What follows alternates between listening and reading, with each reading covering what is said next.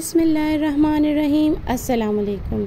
आज मैं आप लोगों के साथ जो रेसिपी शेयर करने जा रही हूँ ये बीफ नली पाए की है और ये बहुत ही ज़्यादा मज़ेदार बनकर तैयार होती है और ये बहुत ही आसान और सिंपल इंग्रेडिएंट से रेडी होती है। और सबसे मज़े की बात ये है कि आज मैं नहीं बना रही हूँ, ये मेरी सास अम्मा बना रही हैं। मैं जस्ट उनकी हेल्प करवा रही हूँ और वीडियो रिकॉर्ड कर रही हूँ। अम्मी बहुत ही मज़े के बीफ नली पाए बनाती है, ख़ानदान भर से सब लोग खाने आते हैं और बहुत ही ज़्यादा पसंद करते हैं। तो मैंने कहा मैं आज आप लोगों के साथ भी रेसिपी शेयर करती हूँ ताकि आप लोग भी अपने घर में बनाएं और मज़ेदार से बीफ नली पाए घर में खाएं।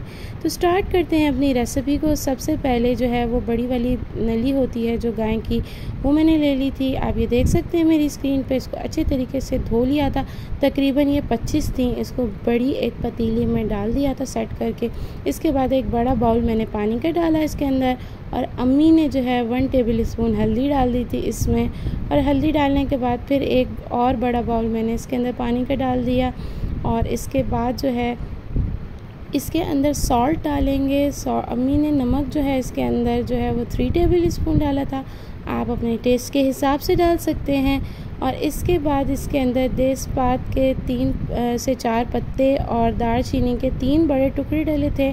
और डालने के बाद अब इसके अंदर डलेगा अदरक और लहसुन का पेस्ट। 3 टेबल स्पून डाला था अदरक और लहसुन का पेस्ट। अदरक और लहसुन का पेस्ट डालने के बाद जो है इसको हाई फ्लेम पर अच्छी तरीके से पहले उबलने तक पकाएंगे। जब ये उबल जाएगा तो फ्लेम को बिल्कुल मीडियम टू लो करने के बाद इसको ऊपर से कवर करके तकरीबन 2.5 घंटे के लिए पकने के लिए छोड़ देंगे। थोड़ा सा ना कैप खोल दीजिएगा ताकि ये बहे नहीं। 2.5 घंटे तक की जब ये पक जाएगा इसके बाद जो पाए की जो असल वाली हड्डियाँ होती हैं जो वो इसके अंदर डालेंगे। ये जो है छिला हुआ पाया था और ये अब अम्मी इसके अंदर डाल रही हैं। और आप जो है ना इसको तकरीबन पहले नली जो है वो देर से गलती हैं तो नलियों को पहले आप पकने दीजिएगा तकरीबन 2 से 2.5 घंटे। इसके बाद आप पाए की जो इसके अंदर असल वाली पाए की हड्डी है वो डालिएगा। अगर आप एक ही साथ डाल देंगे ना तो वो गल जाएगा और बिल्कुल बीच में मिक्स हो जाएगा। तो इसीलिए आप इसके अंदर ना भुने हुए पाए भी इस्तेमाल कर सकते हैं। अम्मी ने इसमें छिले हुए पाए डाले थे, उससे भी बहुत अच्छा सा टेस्ट आता है।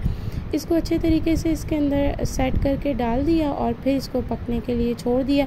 इस दौरान जो है मैंने 4 मीडियम प्याज ले लिए थे और इसको स्लाइसेस में कट कर लिया और इसको एक अलग पतीली में जो है ना गोल्डन ब्राउन होने तक फ्राई करेंगे।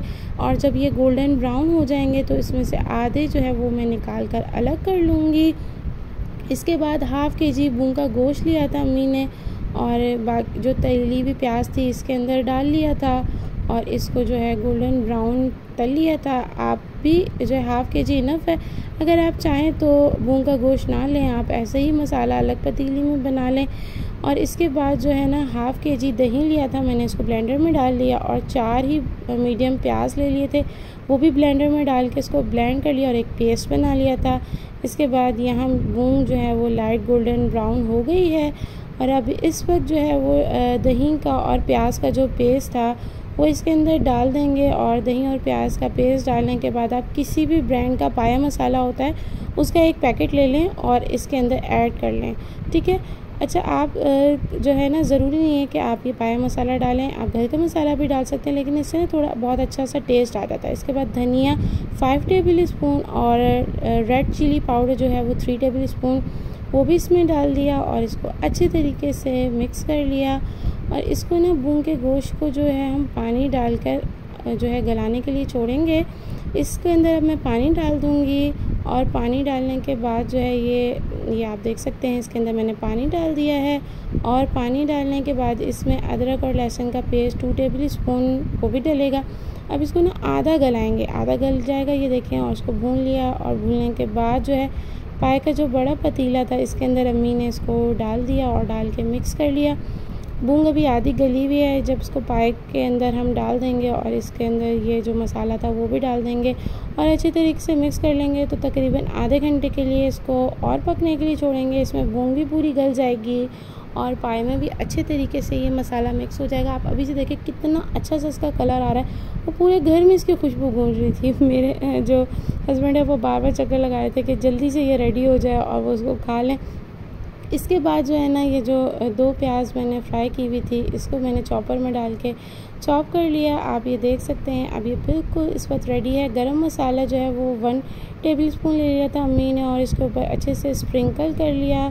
इससे बहुत ही अच्छी से खुशबू आती है। इस वक्त ना फ्लेम बंद कर दी थी, पाया बिल्कुल रेडी था और ये गरम मसाला इसके ऊपर स्प्रिंकल कर रहे हैं 1 टेबलस्पून अम्मी। इसके बाद ये स्प्रिंकल करने के बाद जो प्याज थे मैंने तले हुए फ्राई किए थे, 2 प्याज तले हुए फ्राई किए हुए आप ये स्क्रीन पे देख सकते हैं। ये अम्मी ने आपको शो करा दिया है। इसको भी हम डालेंगे, इसमें स्प्रिंकल कर देंगे और इसको अच्छे तरीके से मिक्स कर देंगे और मिक्स करने के बाद ना इसको ढक के तकरीबन 10 मिनट के लिए ऐसे ही छोड़ देंगे और 10 मिनट के बाद जो है फिर इसको सर्विंग के लिए निकालेंगे। ये देखें अम्मी ने 10 मिनट बाद इसका ढक्कन खोला और ये बड़ा ज़बरदस्त सा जो है वो रेडी हो चुका है। अब ये सर्विंग के लिए तैयार है। अगर आप लोगों को ना ये अम्मी के बीफ नली पाए की आसान और बहुत मज़ेदार सी रेसिपी पसंद आई है तो ना आप इसको ज़रूर ट्राई कीजिएगा और अपने फ्रेंड्स एंड फैमिली के साथ शेयर कीजिएगा और घर में ही बहुत ज़्यादा से मज़ेदार से बीफ नली पाए बनाएं और ख़ुद भी खाएं और अपने घर वालों को भी खिलाएं और जो है अपनी तारीफ़ें जो हैं वो बहुत सारी तारीफ़ें जो है वो वसूल करें। और अगर आप लोगों को ये मेरी रेसिपी पसंद आई हो तो इसको ज़रूर ट्राई कीजिएगा और कमेंट करके बताइएगा और अगर आप मेरे चैनल पर न्यू हैं तो सब्सक्राइब कर दीजिएगा और अपना बहुत सारा ख्याल रखिएगा। अल्लाह हाफ़िज़।